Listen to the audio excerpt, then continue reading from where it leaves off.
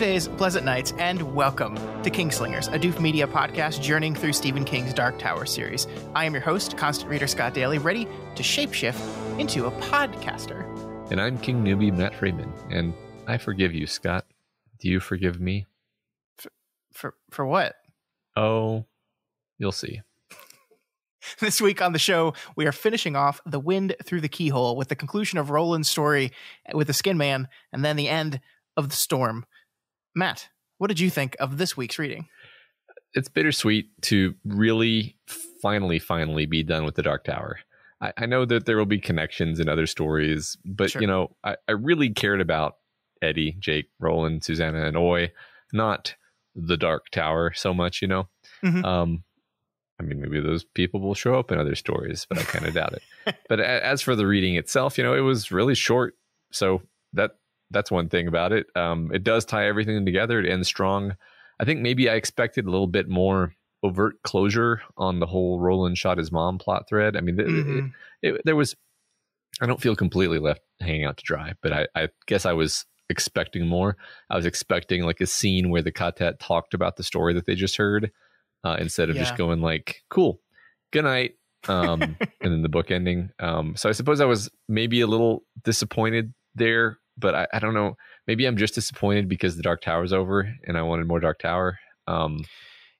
Yeah, I mean, I think we'll get into this a little bit more next week when we kind of look at the book as a whole. But the thing that has always troubled me about the ending of the story is that what makes up the majority of The Wind Through the Keyhole is the fairy tale, right? That is the most of this book. And I don't feel like the story with the Skin Man really ties into it strongly enough for my tastes. You know, like there's thematic things you can pick out of it. There's plenty of that we've already talked about, and there's plenty more that we'll talk about. But like it always to me felt like there's a fairy tale snap in the middle of this other story, and it logically goes from one to another, but it just never lined up correctly. Like there's not a point where at the very end of the story you clearly see, okay, this is why he had to tell the Wind Through the Keyhole story here. Mm-hmm. Yes, like I feel like we were able to find a lot of connections, but I was expecting those to show themselves in the end of the book. Yeah, that to make those connections that we were trying to like pull out in the subtext maybe a bit more explicit in how both the Skin Man tale and the Roland and the Stark Blast tale kind of wrap up. And exactly. It just doesn't. I mean, it does kind of, but I mean, like the biggest thing is it's because this is the story his mom told him, and this is a book that is basically about Roland dealing with his mother, you know, through the power of stories. But yeah, I mean, you know, it's a complaint I have, but I still enjoyed the pieces of the story, just not quite how it all came together. Yeah, I mean, I try not to be disappointed in stories when the story is not what I want it to be, because what the author wanted the book to be and what you wanted the book to be can be different, and it's not the book's fault if it's not what you thought it was going to be. And I try to have that attitude, even if I do emotionally feel a bit of like, well, that was abrupt, you know? Yeah. I mean, I think, I don't remember if we said this online or not, but after we finished the Wind Through the Keyhole part, I said, like, there's 37 pages left in this book. And you were like, well, how's that? How's that? How are we going to wrap up everything in 37 pages? And the answer is quickly. Yeah.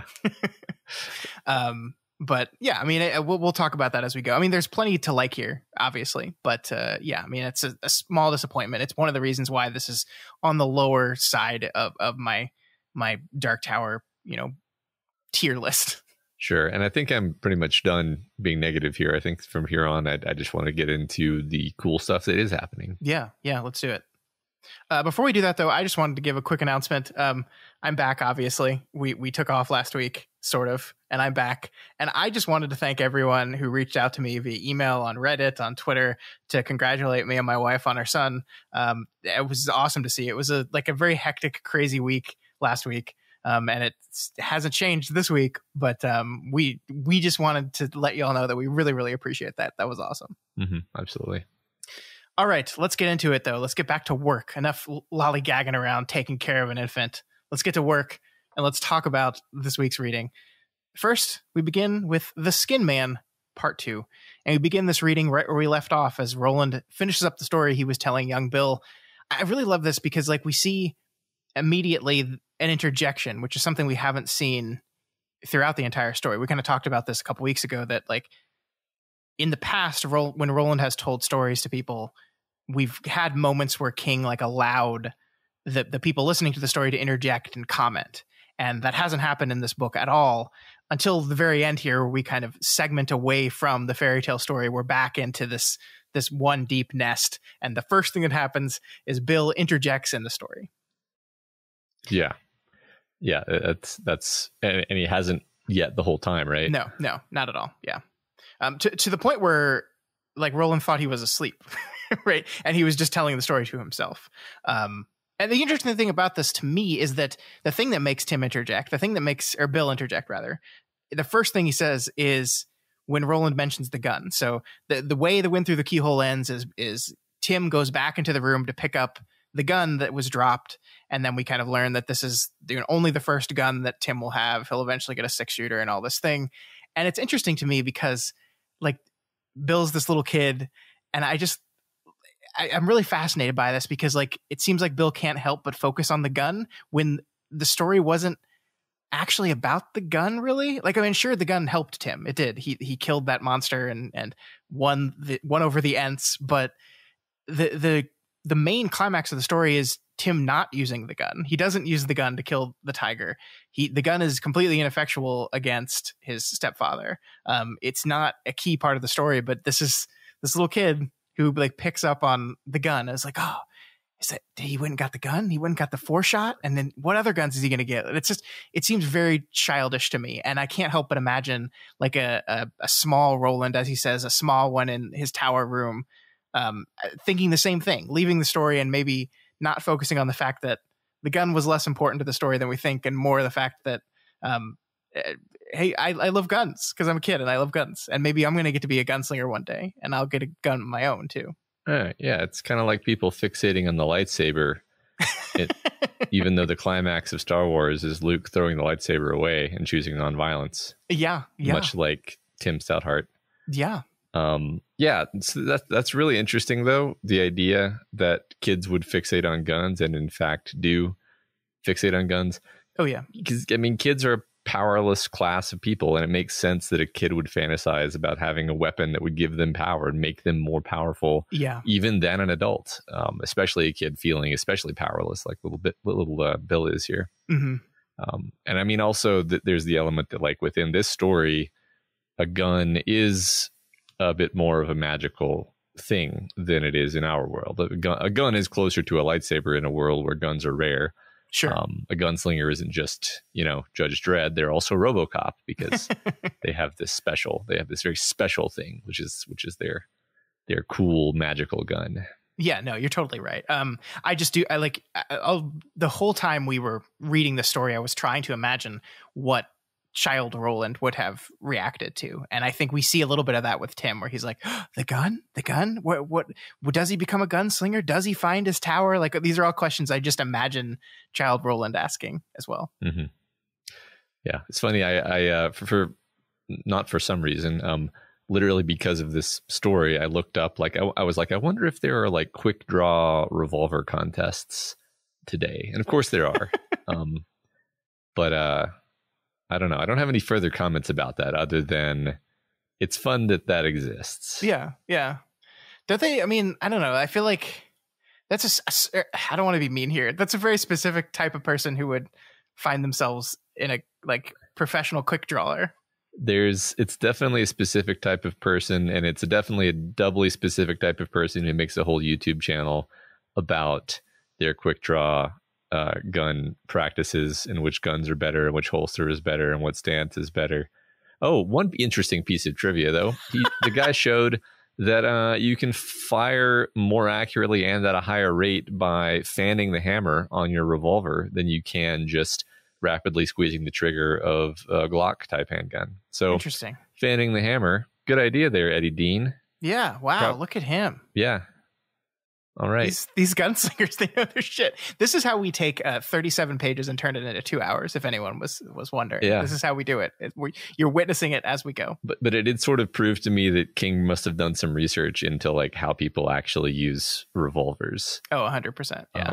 Because I never would have used the phrase "fan the hammer," but unless, but that's totally a thing, and it's a real thing, and it works. So yeah. I really like this part here, Matt, where like Roland is sitting there thinking, and then he has this sudden revelation. If I were a skin man and the sheriff and a bunch of deputies, not to mention a young gunslinger all the way from Gilead, came to ask if I could saddle, mount, and ride, would I admit it? Not likely. Jamie and I have always seen this Jamie and I should have seen this right away. But of course, we were still new to the lawman's way of thinking. I kind of love this, Matt, because Roland's like, oh, yeah, people lie. I forgot that people do that. That's a thing that people do. And I also like Jamie and I should have seen this right away, but of course we were still new to the lawman's way of thinking. And a little bit later, he talks to Jamie, and Jamie's like, yeah, I thought of that. Jamie had indeed thought of it immediately. It's just Roland who didn't.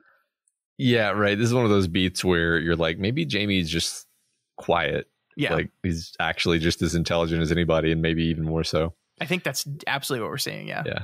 Right. But there's this interesting part here, Matt, where as Roland wraps up the story, Bill starts asking questions about it. The primary question he asks is, what the heck did Merlin eat when he was a tiger stuck in that tiger cage?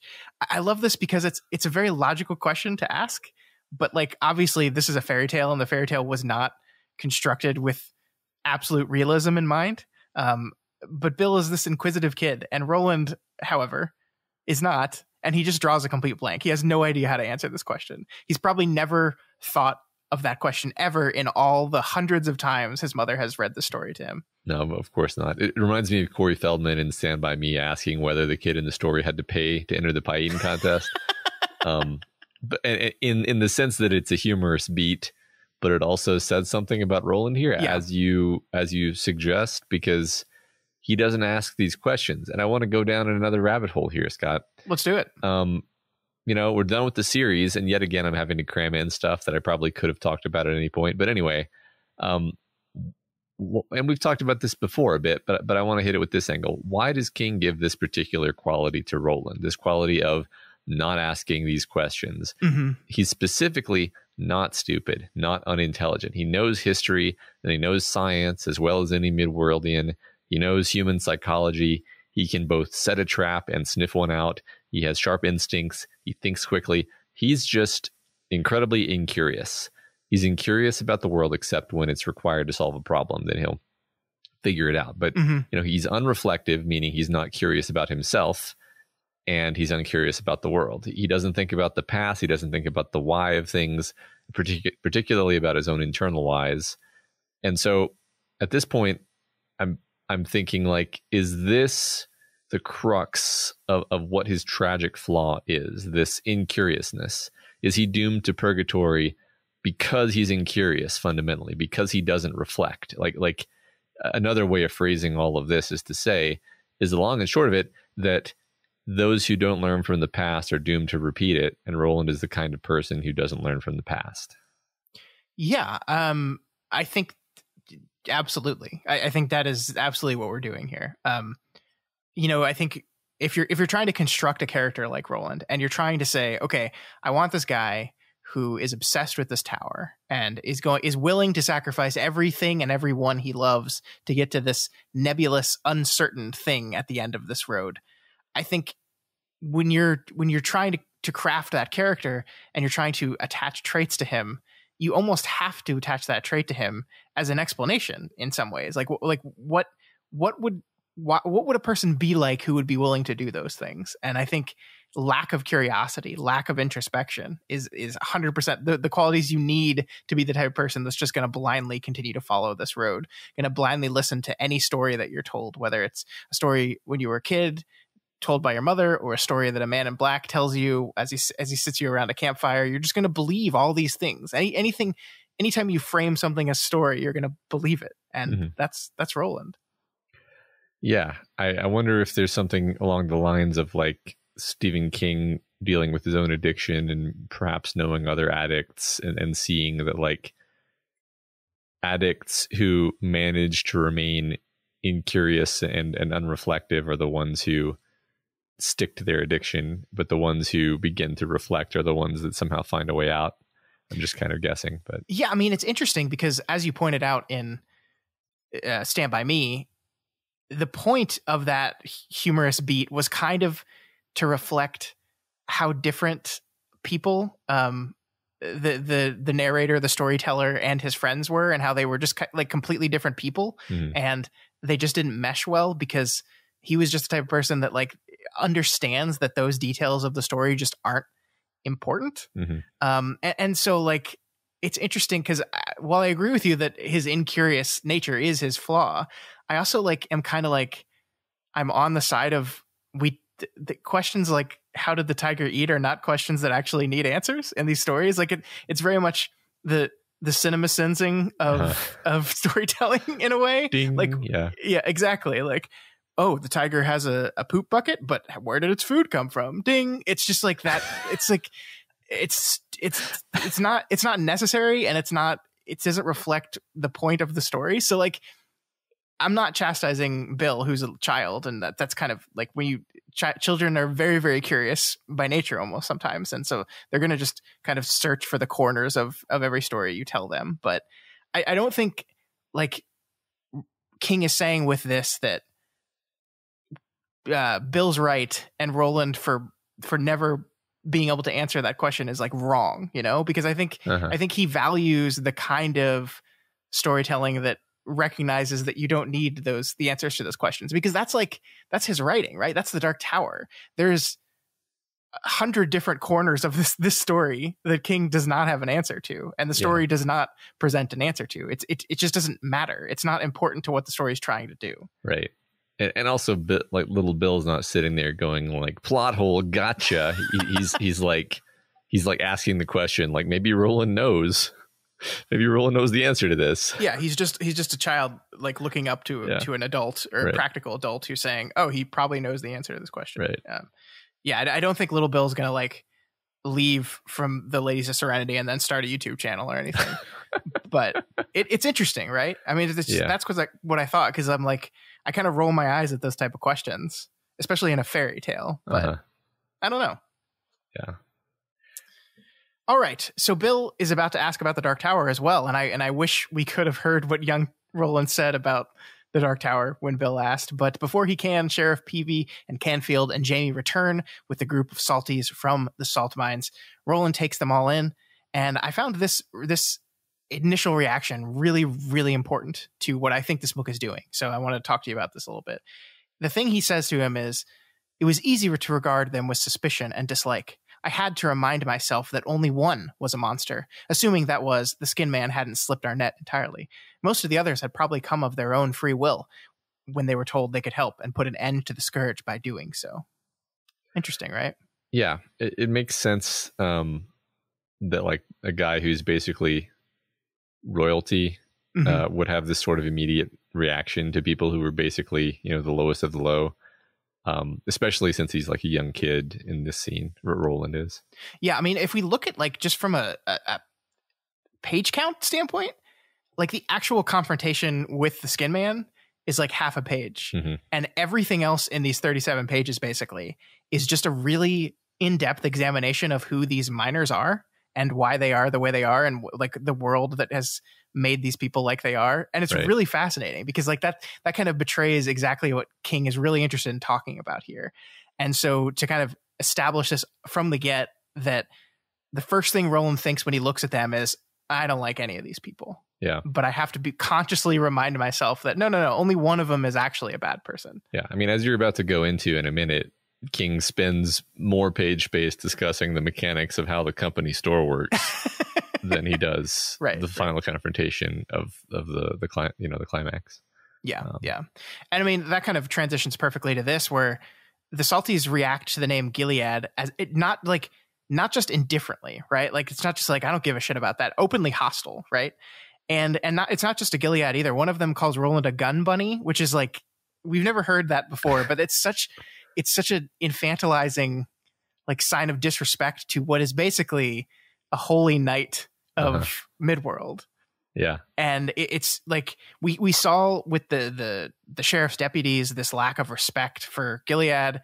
Now we see with these salties not just a lack of respect, but like open aggression towards Gilead and toward its representatives. Really, really fascinating. Like the picture we're painting of what pre-fall Gilead looked like and pre-fall Midworld looked like. Yeah, absolutely. Not entirely shocking because we've seen, I guess I'd say we've seen hints of this throughout not only this book, but also in Magus, where the citizens were all kind of scheming and conniving behind Gilead's back. But this just to see how kind of pervasive and casual it is here, I think was a bit surprising still. Yeah. I mean, these are like people openly being hostile to him. Like, I mean, we remember with the deputies, like Roland just kind of stared at them and they got scared and backed down. Yeah. These people, well, they don't have anything to lose. So why be afraid? Fear doesn't work on these people. Right. Like it did on the deputies. Yeah. But what does work is booze, because to win these people over, Roland buys them all shots. And this is another thing where King is doing something really clever here that we have to talk about, where it says they have been well trained. I guess their lives as miners are more than slavery, and I was thankful Ka had pointed me along a different path. Although, when I look back on it, I wonder how much difference there might be between the slavery of the mine and the slavery of the gun. Perhaps one. I've always had the sky to look at, and for that I tell Gan, the man Jesus, and all the other gods that may be, thank you. And this is one of those points where I think it's just so key that we did this whole section in first person. We talked about this when we first got into the Skin Man section, but here it becomes even more evident. Like, we're getting insight in the story from the perspective of a man who has learned a lot and changed, right? If this was in third person, if we were just hearing what child Roland's reaction to this was, it wouldn't have been as important. And here he compares the way of the gun, the way that his father trained him to, as a sort of slavery. Mm-hmm. Yeah. So, in one sense, well, that's a lot of self-awareness for Roland, I guess, is what I'll say. Yeah. And it also, I think, shows a lot of growth. It shows a growth and an ability to recognize, like, the salties are not lesser than him. Mm-hmm. Like the only reason he's even bothering to mention his immediate dislike of the salties is because he no longer feels this way. Sure. Like if he still felt like the salties were below him, then he wouldn't have said what he said. Instead, he would have said, like, so they brought in the low life scumbag salties, and like that would have been it. But instead he's providing this, this perspective on, but and also the idea of I don't know, we've said so much about the idea of like Ka and like questioning whether Roland isn't just full of shit or not, because like the idea that he's a slave to Ka and yet he always makes terrible decisions when given the opportunity. It's like, okay, man, but like you totally didn't have to go into the tower. You established this. Yeah. So I mean, in fact, the tower basically tells you itself that, hey, you fucked up. You didn't have to do this, and you fucked up. Yeah, I mean, I think that's part of, and this is probably, I'm not going to make any promises, but maybe the last time this week I'm going to say this is why this book should be read at the very end and not in the middle. There's a real sense of melancholy that is absolutely pervasive in the two nesting stories that surround the fairy tale here. And I think that's absolutely deliberate because like they win here, right? This story, they win, but there's this real sense of loss still. And even at the end of the book proper, like they pack up and go on their way and everything's like, okay. And we go back on our journey and we get this beautiful moment where Roland says, yes, he's forgiven his mother, but like, we know what happens next, right? Like, so there is this just sense that there's this beautiful thing that in the middle is this fairy tale where the world still works out, right? Like where the bad guys get punished and the good guys win out, and he saves his mother and his mother's no longer blind, and then he gets to go on adventures, and it's a fairy tale, and it's surrounded by these stories that end well, but sadly nonetheless. And I think that's really important. Like, it's important that you read the story knowing that despite everything that happens in this book and despite the realization that Roland makes at the end of it, he's still going to fuck up later. And all his friends are dead. Like we're saying goodbye to Eddie and Jake and and Susanna in this book, literally, because there's no more written about them after we finish this. But we also know where their path leads them. And so there's just sadness that pervades all of this. And I think it's really reflected in lines like where he basically says, yeah, I'm a slave. I'm a slave to the gun. I'm no different than these people, except that I get to see the sky. And it's just sad. He's just sad. Yeah. Yeah. I mean, I obviously agree with all of that. I've never heard a single... anybody has any good arguments for why this should be read in the middle rather than at the end? I'd like to hear those, because as far as I'm concerned, it's just like 100 arguments for why it should be read at the end. Because that's when it takes place chronologically, is the only argument. Yeah, right. And I think because King said it. But I don't know if that's interpreting what he said, right? I think he said, like, so it's basically like book 4.5. But that doesn't mean that's when you should read it. That's just where you would slot it chronologically. Right. I mean, look, he if he's writing it for Dark Tower fans, he knows they've already read all the other books. Sure. Yeah, I don't know. Yeah. We need we're arguing, I think, to the converted at this point. So like, but here's something we got to talk about here, because Roland brings to Jamie his concern about how humans lie, actually, and Jamie's like, yeah, I know, because I'm not dumb. And they do have confidence that everyone they've gathered actually can ride a horse, though, because we learn about this guy named Sam Shunt, who's like the rich guy of the land, and he owns basically everything. He owns all the bars, he owns the houses that all the Salties live in, and he owns these horse races. And we see here there's an entry fee, of course, taken out of the wages. That pays Sammy's expenses. As for the miners, the winner of whatever particular competition happens to be, dash, obstacle course, hoss race, gets a year's worth of debt forgiven at the company store. Sammy keeps the interest high on the others so that he never loses by it. You see how it works? Quite snick, wouldn't you say? Snick, as the devil, I said. So I think there's a lot to talk about here, because as you've already said, King spends a lot of time showing us here. And I think this is one of the problems that kind of exposes the entire issue of gunslinger / Gilead culture and why it's failing in this world right now. Because gunslingers were not built to stop problems like this, right? This is a problem in which one rich man is taking care of these poor, basically enslaved miners, and Roland can't fix it. And we'll see here that despite him being disgusted by this practice, like at one point he like angrily says, "Oh, if like a horse breaks its leg in a race, you shoot it, right? Oh, if a miner breaks his leg in his race, do we shoot him too?" He's disgusted by this, but he's not here to fix it. That's not his job here. He's not here to free the miners or to give them a better way of life or anything. To make a comparison that I hate making because it's a bad movie and I don't like it, but in Star Wars Episode 1, when the Jedi Knights go to Tatooine and find that slavery is still a thing there, slavery that's illegal in the Republic, it's bad. They're not there to end the slave trade, right? They're not there to free all the slaves. That's not what their job is. That's not what they're empowered to do here. They free the one slave. They free Anakin. And even that is like kind of Qui-Gon going against what he should be doing. Like, gunslingers here are here to deal with the problems that can be dealt with a gun, right? They can shoot the monster. They can kill the demon. They can run down and hunt the harriers that are kidnapping and raping women type stuff. They could come here and just shoot Sam Shunt, the rich guy, in the head. But that wouldn't solve the issue, because the issue is systemic. The system is broken, and you can't fix a system with a gun. Yeah, they're representatives of law and order. It's interesting because it's like, what genre are we in, right? Because there's like the Bruce Lee movie where Bruce Lee comes to town and kicks the asses of all of the guys who are sort of taking on the role of the usurious company men, and frees the town. Like he's a man of the people. He's serving the people. Whereas in a story like this, you're a man of the state. More than justice per se.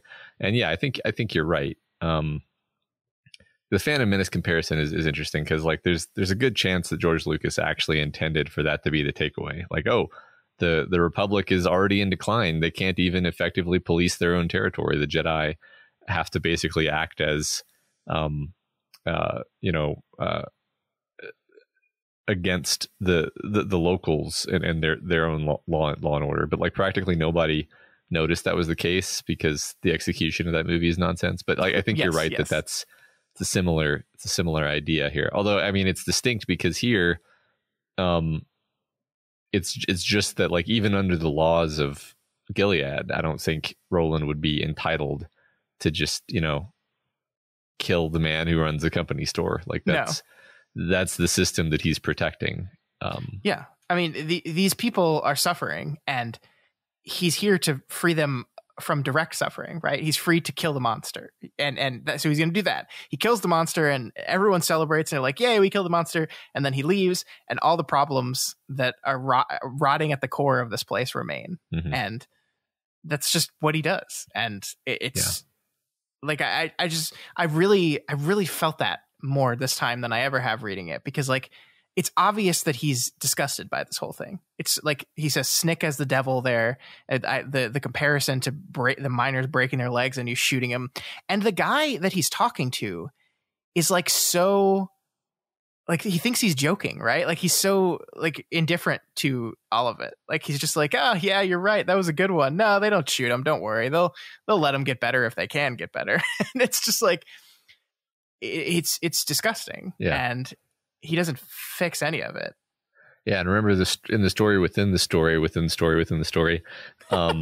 We had the tax man from Gilead coming around and completely extorting everyone in the town and being essentially the cause of everyone's misery in the story because you could almost say the tax man, the Gilead tax man coming to town is almost the inciting incident.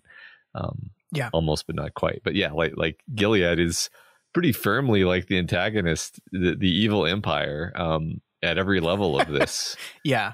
I mean, I think there are many reasons why King came back to the story and wanted to write more. I mean, the big one is obviously Roland's mother and kind of fleshing out that relationship. But I think making definitively clear Gilead's role in its own decline, I think seems like it was very important to him. Like I've kind of been trying to hit these beats as we've gone through the story, is like the way the sheriff here has just given up, like the way everything's hopeless, the way everything's bad. It's intentional here. And the thing that I like actually is, you just talked about how the Covenant Man is the representative of evil, but in the world of fairy tale, in this fairy tale story, they defeat him and he goes away, right? Like they say specifically, the Covenant Man won't be back to bother you anymore. You're freed of the taxes, but it's a fairy tale. That's not how the world works. And right. So it's this real big demarcation point between the stories that we tell children and the reality of life.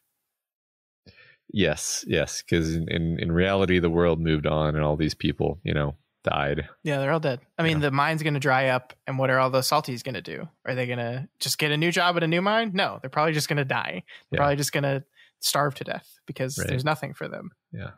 So Roland orders the men up on the bar, tells them to remove their shoes, raise their pants so he can see all of their tattoos, and to kind of circle around to what we were just all of this really relates really closely to what we've all been talking about here, because we have this part where PV took hold of my arm and pulled me forward. It was this gunny got you out of today's work that bought you drinks, and unless you're the man we're looking for, what the hell are you afraid of?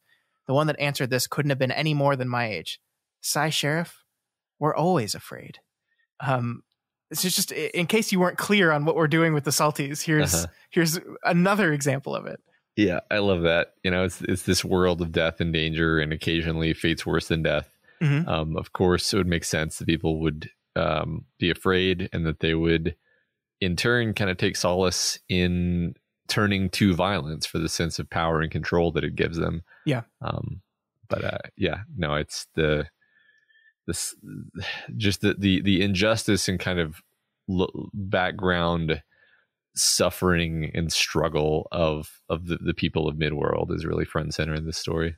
Yeah. I mean, I love the way this argument is made, right? Like, it's a very logical and rational argument to say, like, look, if you're not the guy doing this, you have nothing to be afraid of.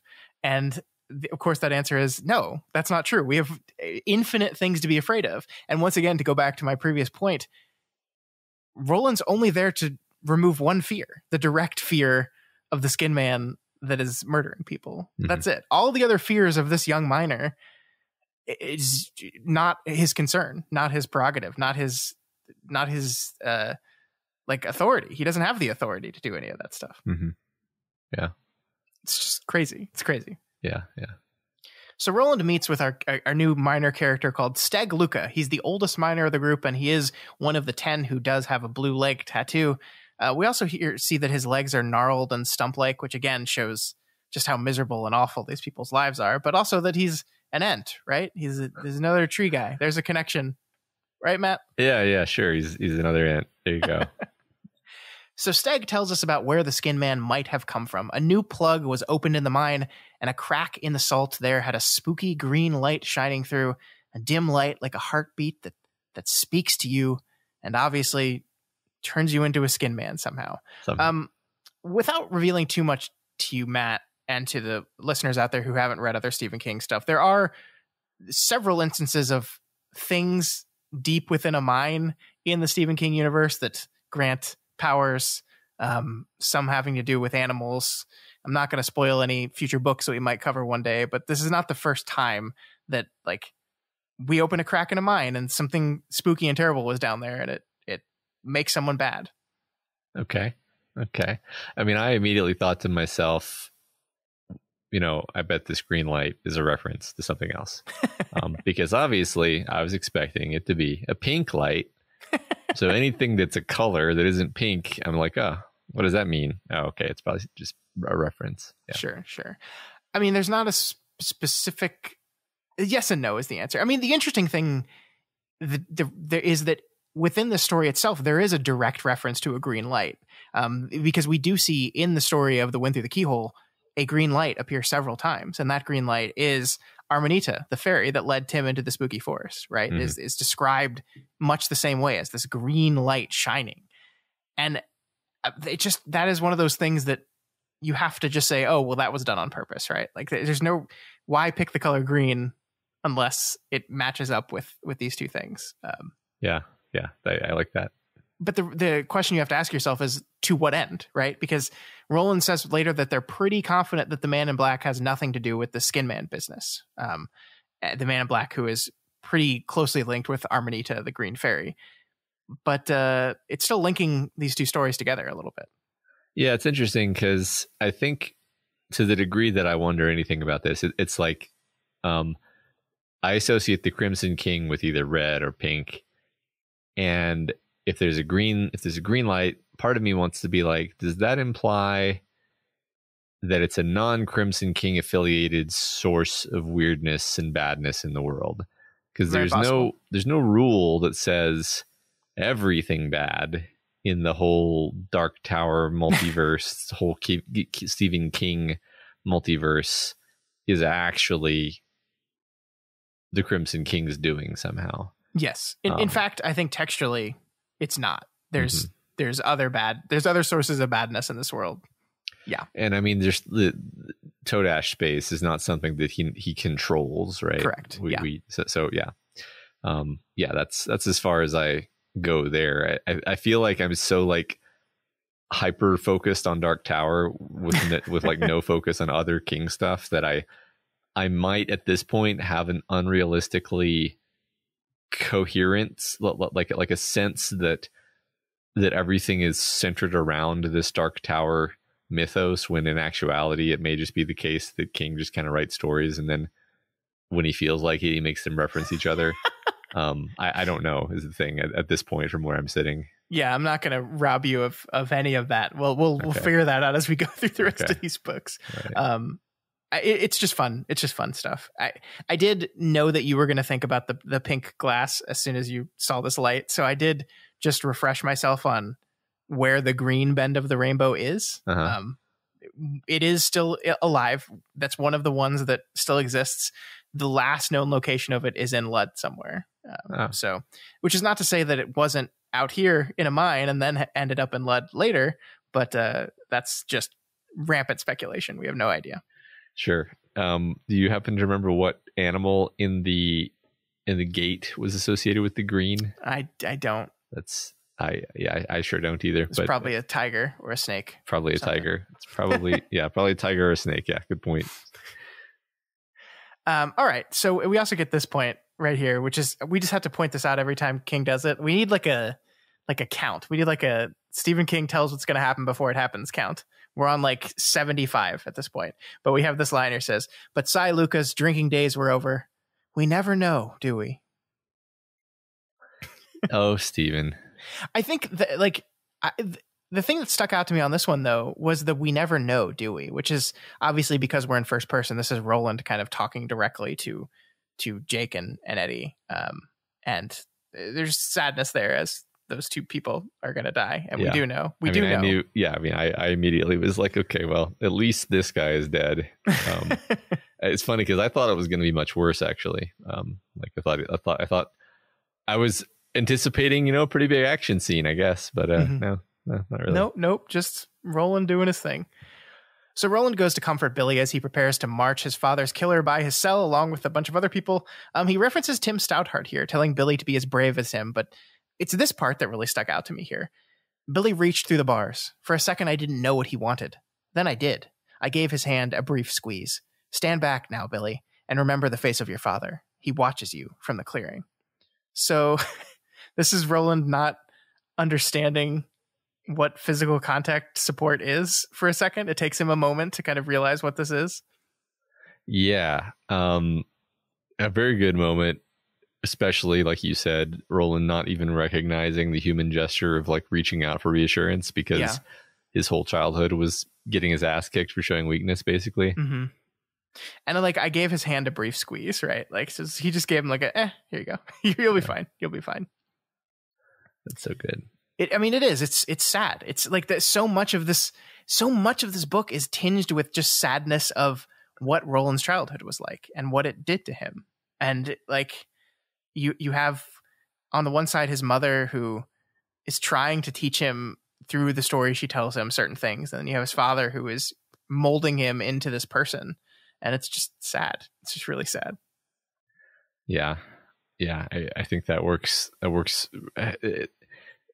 I feel like this is very fitting that this comes toward the end of the story because it is really reminding us of who Roland started out, who he started out as, right? He started out as the kind of person for whom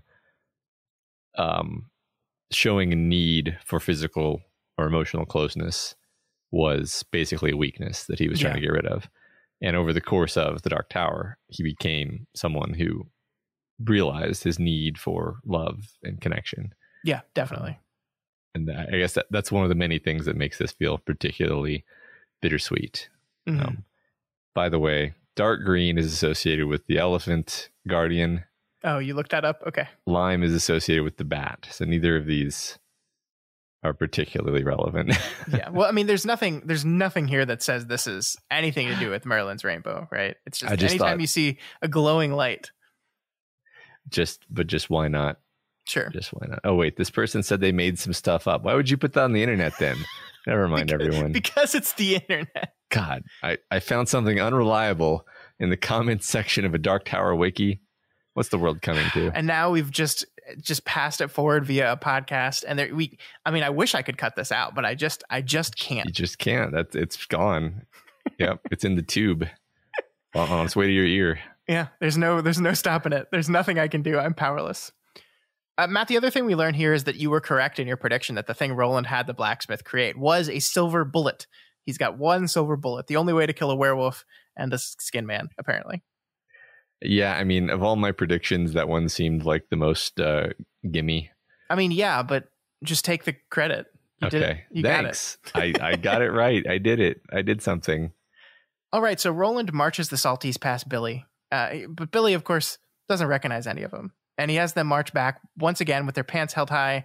And that's when everything clicks. We actually knew this before because the white line, we were told about this back in that chapter, that there was a white line that was cutting through the ring of the tattoo, which is a scar. So Billy recognizes the tattoo, goes and tells Roland, and then Matt, all hell breaks loose.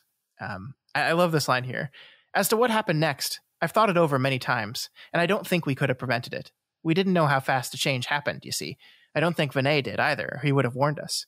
Even my father said as much when I finished making my report and stood with all those books frowning down upon me, waiting for him to pass judgment on my actions in Debaria. Not as my father, but as my din. So, I mean, like, it's the second time in as many chapters that Roland's father looks at him and says, this wasn't your fault, which is really interesting, right?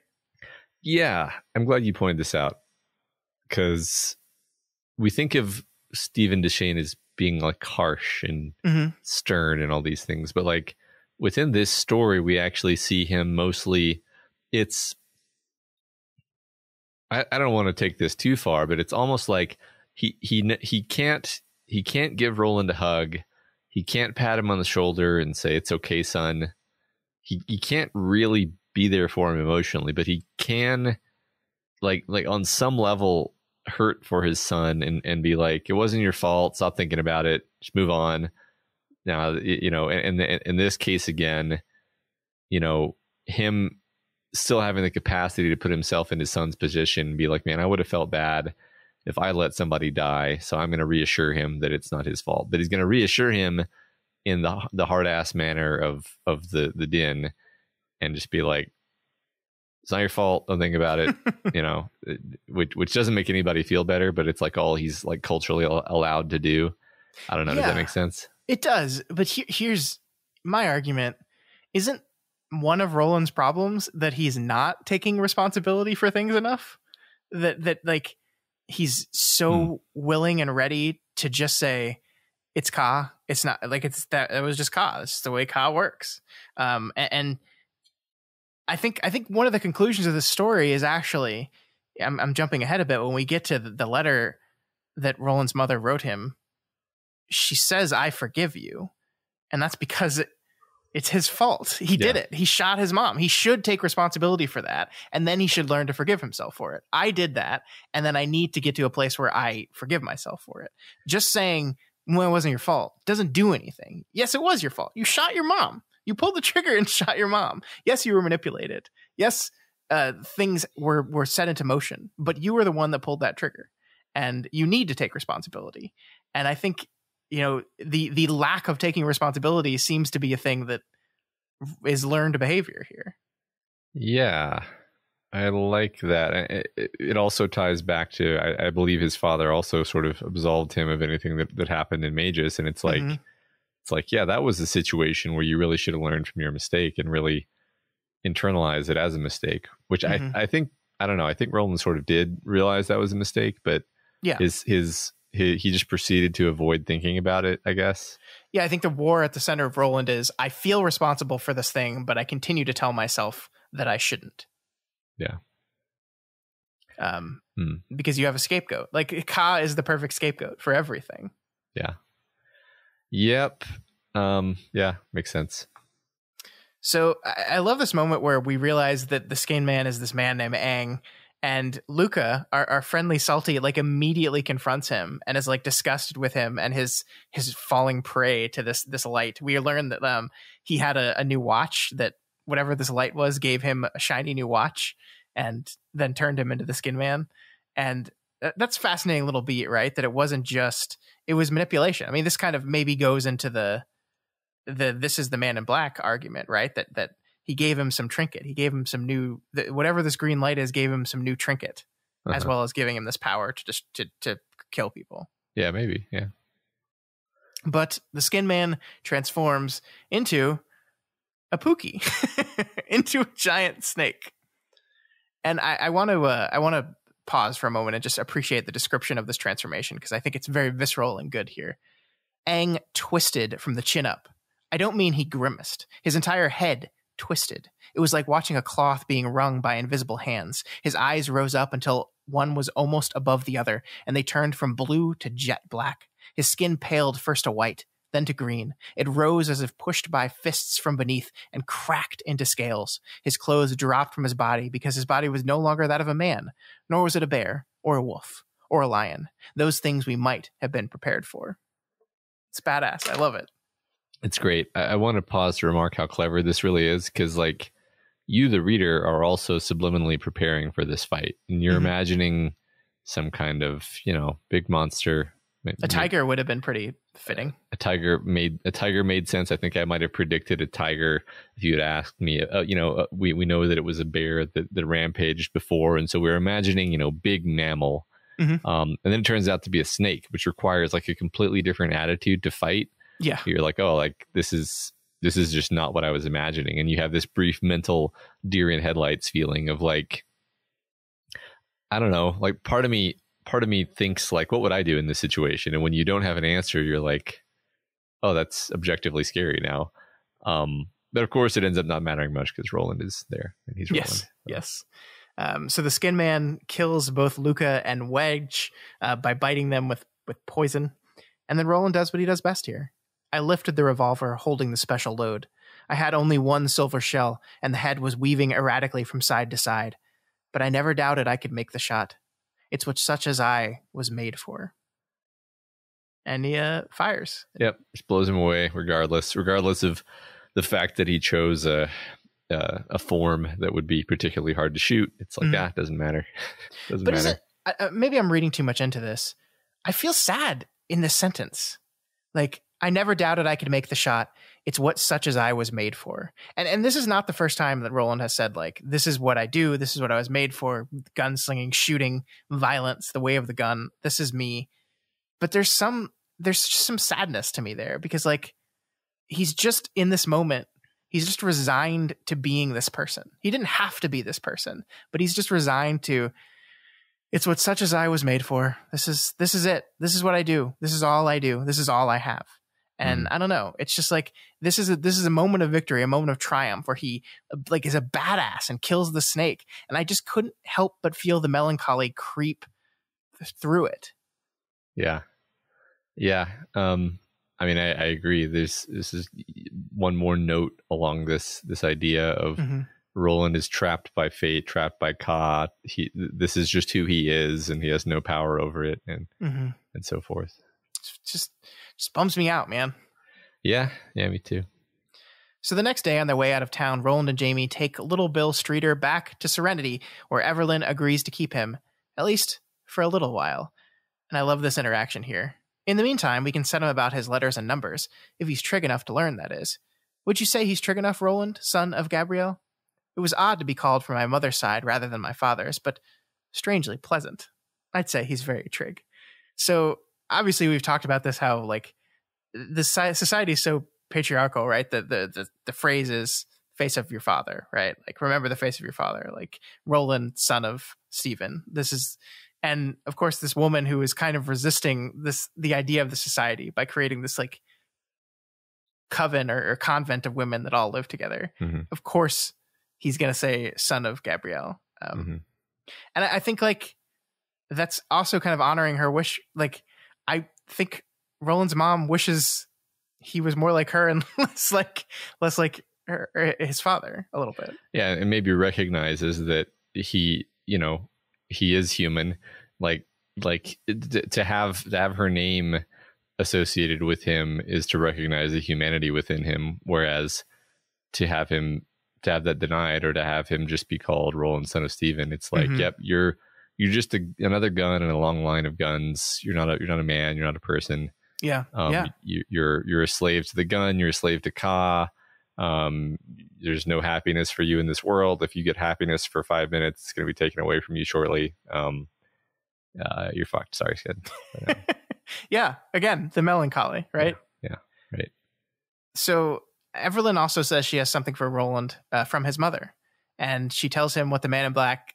She basically tells him what happened, that Gabrielle Duchesne was staying here, and the Man in Black, as Martin Broadcloak, like came to see her, and she refused to let him in, but he found a way to talk to her anyway, and he found a way to get to her anyway. He whispered to her anyway, and we kind of know the result of that horrible whispering. But yeah, I just want to read this part because I really, really like it. Evelyn opened one of the many drawers on her desk and removed an envelope. Written on the front was my name, in a hand I knew well. Only my father would have known it better. That hand had once turned the pages of the fine old book as she read to me, The Wind Through the Keyhole. I and many others. I loved all the stories held in the pages that hand turned, but never so much as I loved the hand itself. Even more, I loved the sound of the voice that told them as the wind blew outside. Those were the days before she was mazed and fell into the sad bitchery that brought her under the gun in another hand. My gun. My hand. So on top of that being absolutely beautiful writing, I think it kind of loops back to what we were talking about before with taking responsibility. My gun, my hand. This is Roland truly understanding and taking responsibility and kind of rejecting his father's, it wasn't your fault. You didn't do this. Yeah. Yeah, he did. He did. Right. And part of him wanted to, because part of him hated his mother. Those were the days before she was mazed and fell into the sad bitchery that brought her under a gun, right? He's still angry at the choices she made and the things she did, even if she was as tricked as he was. Yeah. Right. I definitely, I think I said this probably last time, but this was the thing that felt really unresolved to me at the end of Wizarding Glass. Mm-hmm. Was this idea, this essentially unresolved conflict involving his mother, and what did that mean, and how did that affect him? And he told this story. It was obviously this was like a worse story than anything that he had told about Magus, and then we just kind of moved on from it, where it was obvious that he still felt terrible about it, but that was kind of it. And so this story is more him processing this and us getting to see from various different angles, who Gabriella is and who young Roland was and what effect that really had on him. Yeah, definitely. Which is I think necessary and a great, it totally makes sense to me that King decided that he needed to put a little bit more color into this. Sure. Yeah, I mean, I think that is absolutely what brought him back, is this. I think he would agree with you that this felt unresolved and he needed to spend a little more time on it. So here we are doing it. Yep. So Roland reads his mother's note. It's kind of a bunch of insane scribblings, but the basic gist is she tells him that the man in black told her to stay here, don't go back to Gilead, don't tell them what you know. If you do, you will be killed. Your death will destroy the only one. It's just this horrible prophecy. If you go back, you will die, and you will die at the hand of the one you love. And by doing so, you will destroy him. But yet she goes back anyway, because this is what Ka demands, right? I love this note. I love, I kind of screenshotted it here because you kind of missed this in the audiobook, that it's written to be poetic, where the indentions are all over the place. It's not in any kind of normal structure. Yeah, it is definitely not what I gleaned from the audio. Yeah, definitely a lot more craziness vibes coming through. Yeah. And then this is what Ka demands are in caps at the bottom. Yeah, but I must go back. I have prayed on it and meditated on it, and the voice I hear always speaks the same words. This is what Ka demands. Ugh. Yeah, which would make you think that Roland would realize that Ka sucks at this point. Wouldn't you? I mean, it's just your death will destroy the only one in the world for whom you care. This is, you talked about this, early on in the series, we kind of talked about how Susan was the point, right? Susan was the point where this mistake that ended Susan's death is what destroyed Roland and kind of made him into the person he was. And I'm not minimizing that, because it certainly didn't help. But it is this moment. It is the moment where he takes his mother's life that really, really defines who Roland is. And from the earliest, back in the Gunslinger, I remember the line, made me a matricide. And you were just like, what? Whoa, what? Yeah. It's this wild line. And it's so important and key to who Roland was. And therefore kind of the forgiveness we find at the end of this book is so important to who Roland is trying to become. Yeah, I don't want to skip over, or I don't want to give myself too much credit, I guess I'll say, but I feel like even at the time I had this sense that the reason why Roland blew past that thought in his own stream of consciousness is that it was a raw nerve. Still even then, and yet he kept returning to these stories of Gilead of old and his mother dancing that he would tell Jake. So he's clearly still absorbed in the past, but like flinching away from it at the same time. Yeah, definitely. And it almost makes, and again, I don't want to minimize Susan and Susan's importance to the story and any of this, but you have the Wizard and Glass, which is this massive, massive book where we define Roland's relationship with Susan. We go through the whole thing. We go through it from beginning to its tragic end. And then the very end of the book is, and then I kill my mom. And it's almost as if like he's spending so much time on the devastating Susan part. And like, it's the mother part that really is the struggle for him. And he kind of, it's not that he yada yadas it, because he really like, his quartet gets summoned into the glass with him and he gets to relive it with him live. Like, it's this incredibly traumatic experience, but like, it's almost as if the entire Magus incident was just like him gathering the courage to get to that moment. Yeah, I think that's true. Yeah, I agree. It's great. I love it so much. Yep. But of course, that's not the only thing the note says, Matt. We don't get to find out what it says quite yet, but we do leave the Skin Man story with this.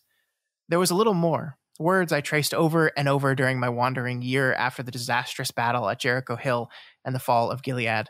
I traced them until the paper fell apart, and I let the wind take it. The wind that blows through time's keyhole, you ken. In the end, the wind takes everything, doesn't it? And why not? Why other? If the sweetness of our lives did not depart, there would be no sweetness at all. And that's how the Skin Man story ends. Mm-hmm. The wind through the keyhole, through time's keyhole. Yep. And then that wind blows back into the Dark Tower. Indeed. So Roland completes his story at the beginning of the section called Storm's End, and the quartet says thank you. Then they prepare to go to sleep, and then they'll head out on the next day. And again, the melancholy I feel here, I don't think is textual. It's just that this is it, Matt. We have one more short story to read after this called The Little Sisters of Eloria. Roland makes an appearance in that story, but none of these other characters do. So this is it for Eddie and for Susan, for Susanna, and for Jake and Oy. This is it. And like I said earlier, I found it kind of remarkable that the quartet had no questions whatsoever. If I told a story for over the course of like 10 hours and then everybody just fell asleep without remark, I'd feel kind of insulted. Sure. But I mean, they are, but they're not like little Bill Streeter. They're not inquisitive in that way. They don't need answers to questions. I really do think it would be a very Eddie thing to go. So the Covenant, man. Yeah. I'm going to riff on what you just said there, though. Like, the idea that none of them have any questions could be said to indicate like they got from it exactly what Roland intended, and there's no need for another word on the topic. And like, if they had a question, that would imply that Roland hadn't conveyed his message. Yeah. And like, maybe the reason that everybody just said, good job, Roland, is they genuinely understood all of the complexity and thematic things and and referentiality, and we're just like, wow, that was amazing. And like they just got it and they were done. They didn't need to talk about it because they're quartet and they're telepathic, basically. Sure. I mean, in a perfect world, the art speaks for itself, right? The story speaks for itself. There needs to be no Q&A session afterwards. Yeah. Of course, there is one question that is asked, which we'll get to in a moment. But King briefly puts us back in the head of Jake Chambers, and we get this wonderful scene here. Beyond the walls, the wind still moaned, a voice without a body. Jake thought, it's on the other side of the keyhole, and over there, where the wind comes from, all of eternity and the Dark Tower. So Jake kind of just ruminating on the story he just heard. Yeah, it felt very right to return to Jake here, our kid listening to the story of the time a kid told a kid a story about another kid. Yeah, very, very, very right. And again, to me, sad, because we know what happens to Jake. Jake is like sitting there thinking about the story, hearing the wind of time like moan in the distance. And what is out there? Your destiny, Jake, which is to die. Yeah. It's sad. Yeah, not to reach the tower, and also if you had to reach the tower, it's a booby prize, actually. Yes. So the book ends with this, though. Susanna takes Roland, and Susanna, always the one that sees, right? Always the inquisitive one that understands in a way that the other two didn't. So it's perfect that she's the one that asks this one question after the story. What did she say in the end? What were the words you traced over until her letter fell apart? Can you tell me? He didn't answer for a long time. Just when she was sure he wouldn't, he did. In his voice, almost detectable, but most certainly there, was a tremor Susanna had not heard before. She wrote in the low speech until the last line. Then she wrote in the high, each character beautifully drawn. I forgive you everything. And can you forgive me? Susanna felt a single tear, warm and perfectly human, run down her cheek. And could you, Roland? Did you? Still looking out the window, Roland of Gilead, son of Stephen and Gabrielle, she of Arton that was, smiled. It broke upon his face like the first glow of sunrise on a rocky landscape. He spoke a single word before going back to his gunna to build them an afternoon breakfast. The word was yes. It's a beautiful end. It's just beautiful. Yeah, it really is, and that's why I can't really be disappointed by the ending, because maybe I wanted some other things from it, but it was still beautiful. It still affected me. This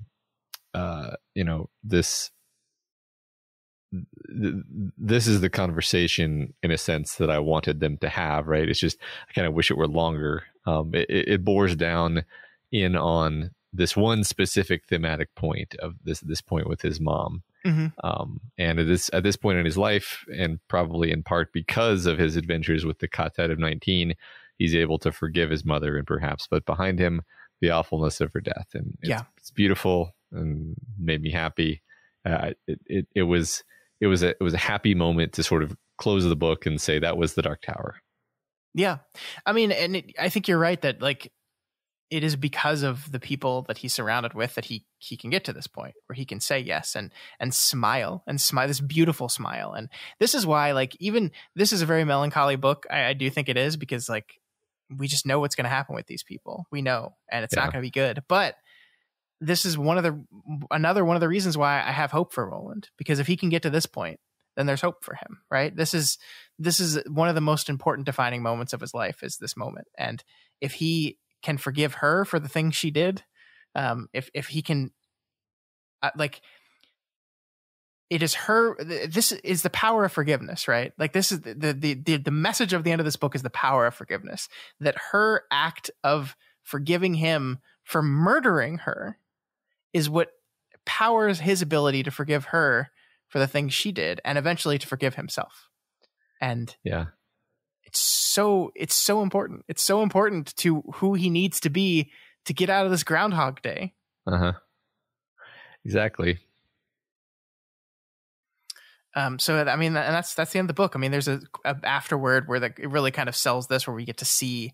I don't know how they did this in the audiobook, by the way, but there's an afterwards that we kind of see the high speech version of this I forgive you for everything. Can you forgive me? And it says like the most beautiful words in any language are I forgive.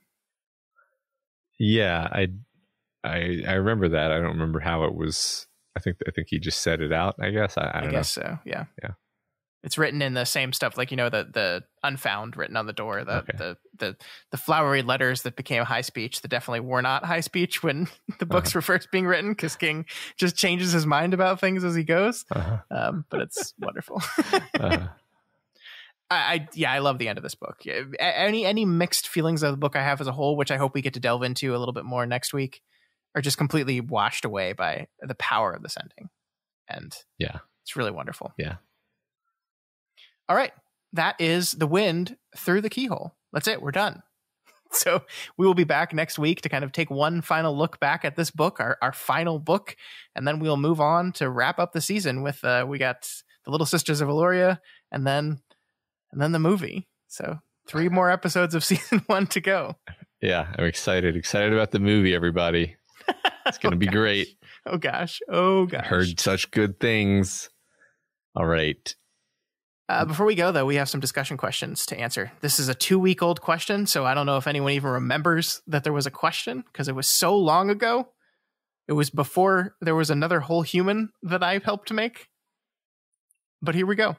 The discussion question is, favorite instance of a shape-shifting human in literature? The first is from Pear Jane, who says, so many possibilities. I looked at my book collection, my movies, dug back into the annals of my mind for some uncovered gem, and I just can't let go of Mystique. She's somehow a shapeshifter who both takes on the guise of others and is also unapologetically herself. She can literally be or look like anyone, but she always walks with pride through the world in her gorgeous blue reptilian body, and damned be anyone who thinks she should hide who she is. She fully inhabits her body, takes great pleasure in it, and weaponizes it when necessary. She occupies her space in the world without apology and fights for others like her to do the same.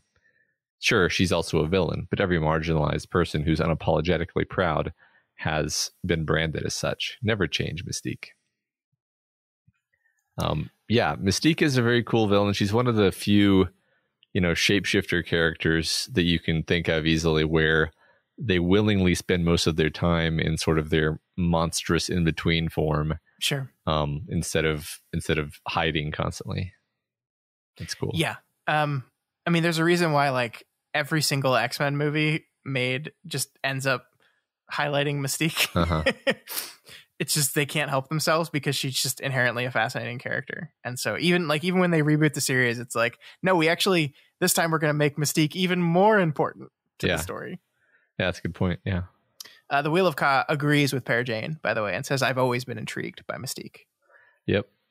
Complicated 9519 gives a lengthy answer, which I'm going to reduce to say they reference a show called Ancient Magnus Bride, in which a Wendigo gives a girl a pelt that allows her to shapeshift into a wolf or fox, and that there are also a bunch of other shapeshifting elements kind of threaded throughout the story.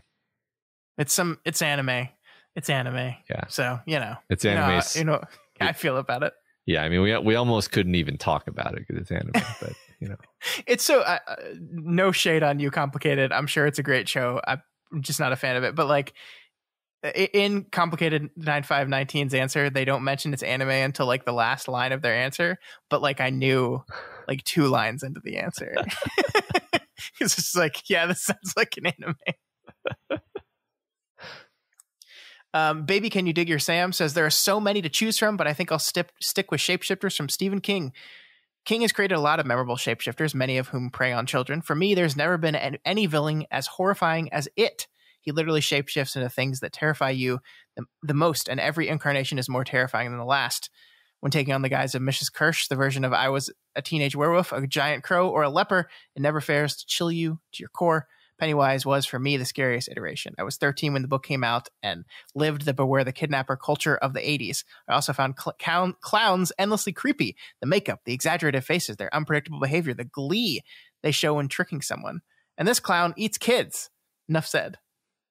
Baby, Can You Dig Your Sam also mentions the book The Outsider, which I will not go into. I feel like the fun thing about it with you, Matt, is it's so culturally known that I wasn't worried about spoilers for any of that because you know so much about that book without having read that book.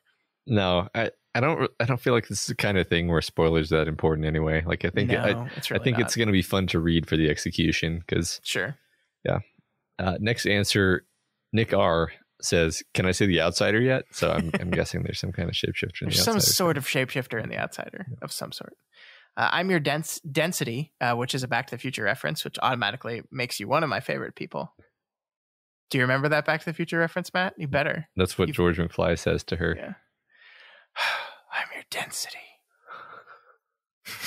My favorite shapeshifter is Gregor Samson in Kafka's The Metamorphosis, though technically he never shifted back. Such a bizarre premise and just a fascinating examination of someone's perception of their own worth, or worthlessness in Kafka's case. As a side note, I developed a shingles rash behind my ear in high school and briefly thought it was a spider feasting on my head. Jesus. Another side effect was a bump popping out of my neck. I thought it'd be poetic for me to transform into a spider or birth a spider alien style out of my neck as a result, and spiders are my oldest fear and considered a good short story idea. Years later, I read Kafka's story and saw he had already executed everything masterfully. Great. That's wonderful. Yeah. It's funny. I never think of The Metamorphosis as being genre fiction, but it totally fits with the way we talk about using the genre fiction conceit to explore the theme, which is absolutely what metamorphosis is. That's because it's one of the rare instances of genre fiction being like widely acceptable by literary types, and therefore we don't classify it as such. But yes, a guy turns into a bug. It's weird, wonderful shit. I want to reread that one because it's not that long, right? No, it's been forever since I think literally high school since I read the Metamorphosis. Me too. All right. Next, all 84001 says Pennywise, I think, takes the birthday cake in terms of my favorite shapeshifter, but I gotta give an honorable mention to one of my favorite authors' takes on a character from Japanese folklore. Tom Robbins' version of a tanuki enters his novel via incognito, or villa incognito, perhaps, by parachuting to Earth using his gigantic scrotum as a parachute. Yep, I should probably mention he's kind of like a badger, but also a god with humongous huevos. He loves sake almost as much as seducing farmers' daughters, but he quickly tires of life in the boonies and transforms into a man so he can make it to the city. I won't spoil the plot, but as you can tell, it's a fun ride. Tom Robbins' language is always rich and beautiful. His story is equally outlandish, hilarious, and poignant. Filled with insane and quirky characters. Everyone should read him now. Well, that certainly is something. Yeah, that I mean, it sounds pretty funny. It does sound fun. That's irreverent and fun. All right, we've got Odd Guaranteed 30 who says my favorite shapeshifter has to be Anamandaris Draginaparake, first son of darkness from the Malazan series, an Anamander Rake. He's pretty much the biggest badass in a world populated almost entirely by badasses. He's a functional, immortal high mage of elder darkness, can shapeshift into a massive dragon, and wields the best magical chains your soul and torment for eternity sword in any fantasy I have ever read. Rake's best attribute, however, is his wisdom, his compassion for people whom he has led for multiple millennia, and forbearance for the weak-minded mortals that surround him are both a treat to read and downright aspirational. Have you ever heard of this series, Matt? I've never heard of this. I've heard of Malazan. But I have never really looked into it, so I don't recognize any of these words. I didn't either, but I'm intrigued. Yeah, I'm slightly intrigued. This is the most detail I've ever really heard about Malazan, despite sort of knowing of its existence for many years. So cool. Maybe I'll look into it. Alistair C says my favorite shapeshifter has to come from One Piece. That's right, Scott, an anime. While it's originally a manga, I believe it's on par with Worm and other long-form serializations. Excuse me. Anyway, the world of One Piece exists. In the world of One Piece exist objects called devil fruits. They allow you to gain strange abilities like turning your body into rubber or splitting up into multiple parts, with the drawback of being unable to swim, which is significant because it's a world of pirates. One of these devil fruits is called the Mane Mane no Chi, or clone fruit, which allows the user to change into anyone that they've touched before. Maybe you've gotten to shake hands with someone royal. You can now imitate that person with an exact replica of their voice and body. The clone has no way to differentiate from the original person, so if the user were to infiltrate your group, you'd have no way to know who to trust. It's a great ability for spies, and it also lets you have the same physical strength of the original person. The fruit allowed for some amazing deception and even started a civil war that allowed the country to be taken over by a third party. I highly recommend you guys read One Piece. Maybe Matt can get a jumpstart on it, as I know he's seen Naruto before and is a little more accepting of manga and anime. It ran for 20 plus years, and it's known throughout the world as a story that's exciting and able to bring tears with its depth. Maybe some other Doof Media listeners can also vouch, but One Piece will definitely be one of the greatest stories ever told, even if it's an anime or manga. Have you ever read or watched any of that, Matt? No.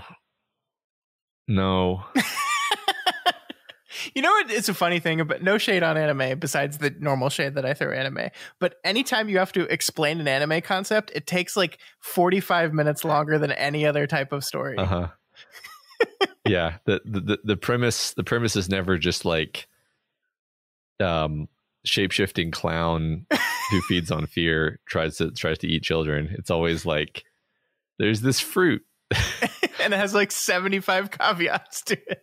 I mean, and I enjoy that kind of thing. Some, like because I have enjoyed like Death Note. Like, I think you can explain Death Note pretty succinctly, though. And kind of. and Naruto is basically just like, there's this kid who's a ninja and also a wizard, and there's literally hundreds and hundreds of ninja wizard fights. And if that sounds exciting to you, then you might like Naruto. If not, then no. I know it's not pronounced Naruto. Give me a break. I'm just going to keep saying Naruto because it probably, if there's one thing I know about anime fans, is they get really bent out of shape when you pronounce things wrong. Yep. How is it pronounced? I don't actually know. You know, it's not that I'm not going to watch One Piece because I don't like anime. I'm not going to watch One Piece because I don't watch anything unless I have to.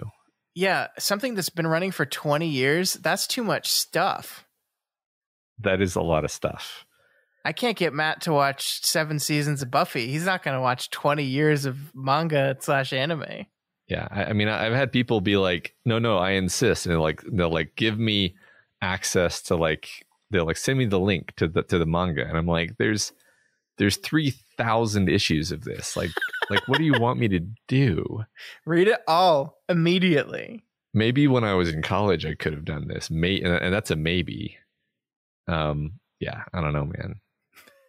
I'm sure it's great. But yeah, I just there's no bandwidth to buy into that in a way that it needs to. Yeah, right. To appreciate it. Yeah.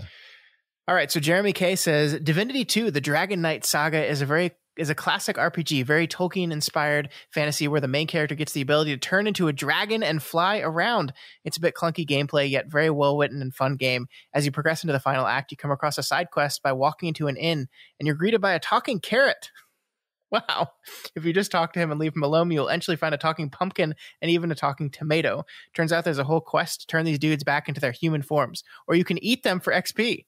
This sounds like a small prize. However, there's no grinding to level up in this game. Enemies don't respond, and the only way to get XP is by doing quests. So the charming little offshoot suddenly becomes a moral decision with actual value to your character, as this might be the only way you get a skill point. I think Roland would understand my choice. After all, if it saves the tower, wouldn't you eat your vegetables? That's delightful. For some reason, I'm imagining if that game Soma that we played had given you XP if you made certain decisions. If you ate the poor suffering humans. Yeah, I would have felt a lot less conflict. I would have just been like, oh, obviously the game wants me to do this. Kill. Wow, that says a lot about you. Yes, it does. Eric T says, absolutely carnage. And they're referring to the Carnage from the Spider-Man stories, if you're not familiar. The symbiotes are all cool, but Carnage's insanity and sense of humor and insanity really set him apart. Also, he's insane. Spider-Man gets well defined by having Venom be his foil, and Venom is similarly defined by Carnage. While comics may stretch to incredulity the questions of the question's use of literature, he maybe makes up for it by being the most literal shapeshifter I can think of, and that he doesn't change from thing A to thing B, but actually just changes his shape to be whatever his passing fancy is, probably bloodshed. Yeah, I remember reading a Carnage comic book when I was a kid and being traumatized for the rest of my life. So definitely Carnage is quite a lot. Well, Venom 2, Let There Be Carnage is coming out this year. Oh boy. It just got its release date pushed back, actually. It's in September now. Is this with Tom Hardy? Yeah. Oh my God. Did you ever see the first Venom? I did. It's fucking hilarious. It's ridiculous. I can't believe they made that movie. It's so wild. I agree. Dyrenier, you probably know how to pronounce this because it's probably a Tolkien thing. I'm not sure. They say, my answer is Sauron. In the Lord of the Rings books/movies, they present us with this dark lord, a hulking giant armor figure, and later the eye, lidless, wreathed in flame. He is, of course, so much more than that. Sauron is of the Maiar, lesser spirits of the Anowar, who aid the respective greater Valar creation of the world. Back then, his name was Myron. Seduced by the original Dark Lord, he becomes the Morgoth's greatest lieutenant, Sauron the Sorcerer, just like the Crimson King and the Randall Flag. In the Silmarillion First Age, he also goes by the name Gorthaur the Cruel, and no living man could stand the torment of his gaze. Man, the thing about Tolkien is every character has like 6 different names. And it's great, but it's also confusing as hell. It is. So, the elves begin to forge the rings of power when Sauron, disguised as Anatar, Lord of Gifts, see, there we go, there's another name, goes among them and shares his knowledge. Thus, he is able to take part in their creation, save for the 3 elven rings forged after his departure. After he creates the one ring and makes war to reclaim the others or subdue them under his will, he is still capable of taking fair form, pleasing to the eye, even if deceitful words fall sweet as honey from his lips. When his servants flee before the might of the Númenóreans, Sauron leaves the ring on his nightstand and goes to Númenor as a hostage, chills out with his aging captor, whispering sweet nothings into the king's ear until he is the high priest of the island nation, performing live sacrifice. Can you say Discordia? So yeah, Sauron just kind of morphs into whatever he wants and runs amok. There is a lot of connection between like this ability to shape shift and secretive, like exploitative evil. Yeah, I mean, I think that's one of the fundamental human fears is like the intruder. Yeah. I would make a Magnus Archives reference, but I don't want to spoil anyone. But yeah, like the idea that the person you're talking to isn't the person you thought they were, or that they're hiding something. It's a deep, I think it's a primal fear. Totally. Yeah. Love it. Steve L says, Sirius Black is my favorite shapeshifter for many reasons. He was first portrayed as an evil, crazy killer. We learned that he survived decades of torture in Azkaban and escapes to save his godson. He is kind, fierce, loyal, and loving, a positive role model, and fought the good fight, even dying to save Harry. Plus, he's one of the few wolves that are seen as a good guy in all of literature. As a huge wolf lover, that struck a chord with me. Oh, yeah. Sirius Black. Yeah, I love Sirius Black. He's a great character in the books. He's somehow even better in the movies. Well, that has to do with who plays him, man. That is completely true. You know, it's funny, whenever Gary Oldman plays any role, I have to remind myself that it's Gary Oldman because he's one of those guys who just completely disappears into the role. He really does. There's definitely some actors who you're like, yeah, I can tell. But yeah, yeah, you're totally right. Because like I forgot for a moment as you were talking who it was. Yeah, that played him. Because as you were reading this answer, I was like, who played him in the movies again? Well, it's like, oh yeah, it's Gary Oldman. Yeah, I mean, what you said, it's because of the actor, and I was like, oh yeah, it's Gary Oldman. He's so good. All right, last but not least, we have Cal Gackus, 1875, who says T-1000 from Terminator 2 Judgment Day. Short but sweet and accurate. I watched a fun YouTube video the other day that like pointed out all of the times where the T-1000 displays emotion, and it was just kind of a delightful video. Wait, he displays emotion? Yeah, what emotions? Like in slight, well, usually just like frustration, or like a sense of pride in his work. But usually it's just kind of it's fun because it's kind of reading into things, but it's stuff like, you know, stabbing the stepdad in the mouth is sort of a way of telling him to shut up, but it's like humorous rather than just like you could have killed him any number of ways, but you chose to do that. You know, that's just the first example that comes to mind. I mean, we definitely know he has desire, right? Because he like chooses to hang out as policeman, right? Even when he doesn't need to anymore. He chooses, and he chooses to stay in the same form all the time, even though he could be anyone. And then, you know, the finger wag thing at the end. Oh yeah, completely unnecessary. In fact, probably cost him like the 1 second that it would have taken him to dodge the grenade launcher. I mean, it makes sense. Like,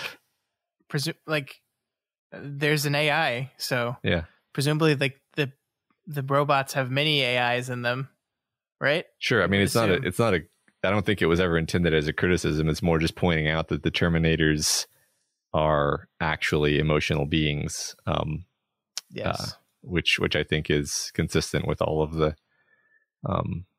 stuff, all of the James Cameron stuff, which is the only stuff that's real. I love Terminator.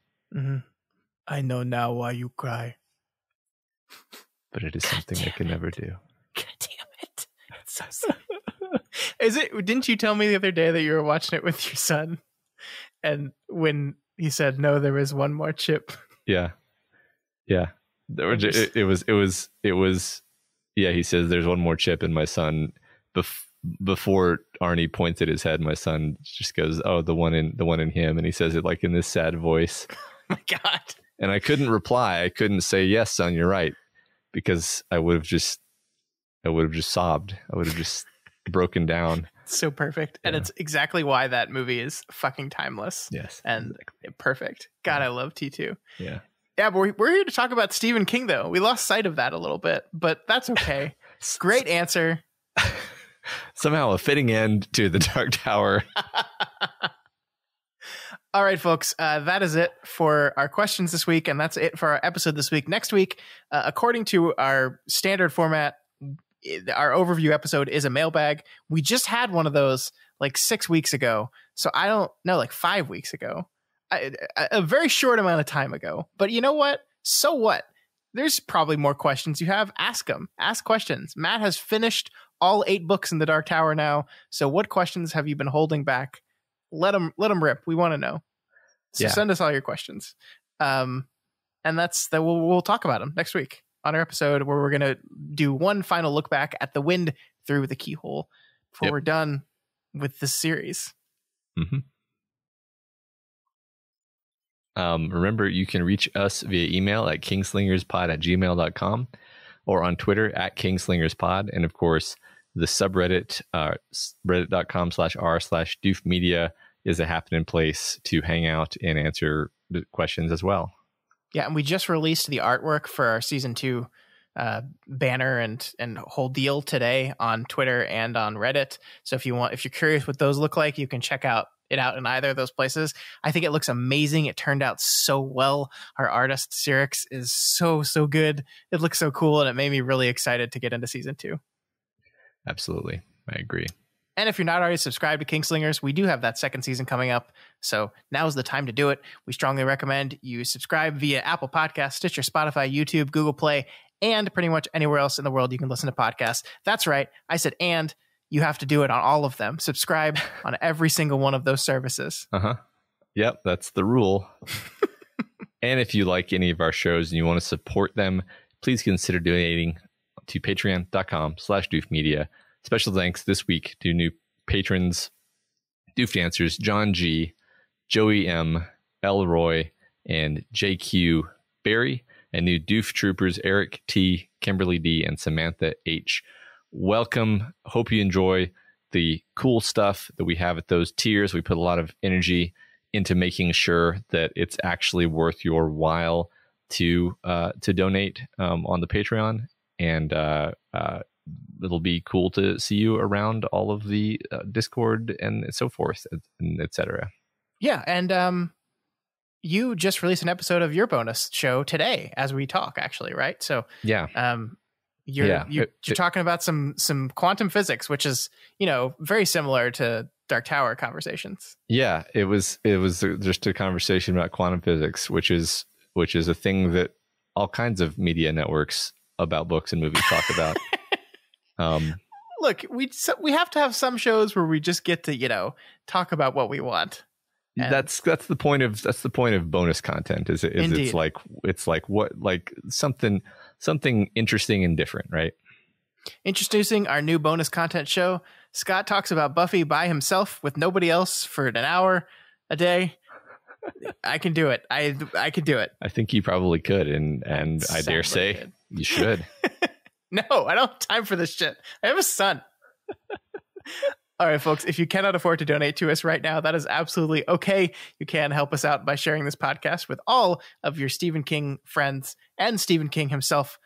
And you can also help us out by just leaving us a rating and a review. This week's Spotlight review comes from bboru1014, who gives us 5 stars and says, "My new favorite way to the tower. Constant reader and tower junkie. As a traveler down the path many times, listening to Matt and Scott parse out extra references and meanings to one of my all-time favorite series has been a wonderful experience. I watch every Thursday for the icon on my phone to pop up so I can surreptitiously listen to this podcast when I'm supposed to be working. I hope we don't get you fired.